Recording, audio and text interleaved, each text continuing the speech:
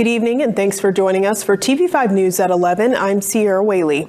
Coming up tonight, we have an update on a recent theft activity at the VFW post in Belfast.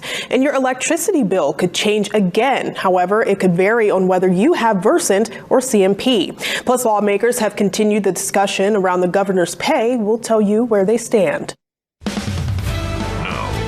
From Maine's first television station, WABI, this is TV5 News. Kyle Fitzsimmons, the most seriously charged and convicted January 6 Capitol rioter from Maine, has been sentenced to 87 months or more than 7 years in prison. The 39-year-old Fitzsimmons has already served more than 2 of those years behind bars.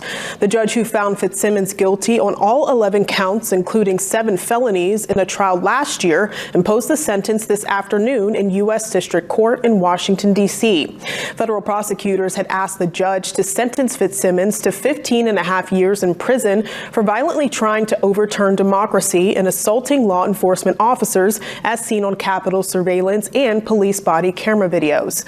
Fitzsimmons spoke in court today, apologizing to the officers he attacked, the court, and his family. He said he initially resisted the idea that he posed a danger to the Republic, but he said, quote, "Now I know it to be true." Well, now an update to a story we told you about earlier this week. Police in Belfast say they have a suspect in custody for the theft of a trailer at the local VFW post. Police were able to identify 35-year-old Ryan Hast of Morrill using surveillance video from the post. Officers spotted the vehicle which fit the description, stopped the vehicle, and then arrested Hast, who they believed committed the crime. Hast was then transported back to the Belfast Police Department and then booked at Waldo County Jail, where he is being held on cash bail. Members of the Randall Collins VFW Post 3108 have been through a tough time recently.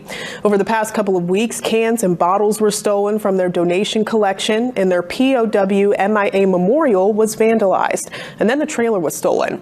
Belfast police officers hopes this will soon bring closure for the members of the post. Well, the Maine Public Utilities Commission held a press briefing on rate increases going in effect this month.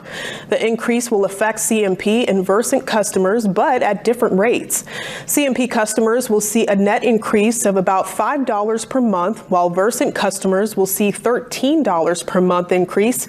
And Commissioner Chair Phil Bartlett says the purpose of the rate increase is to help support increasing costs of operations and to enhance reliability in the system. He says both power companies filed for a rate case which was approved with stipulations requiring both companies to meet service quality metrics. If they don't, Bartlett says there are penalties that would result in customer refunds.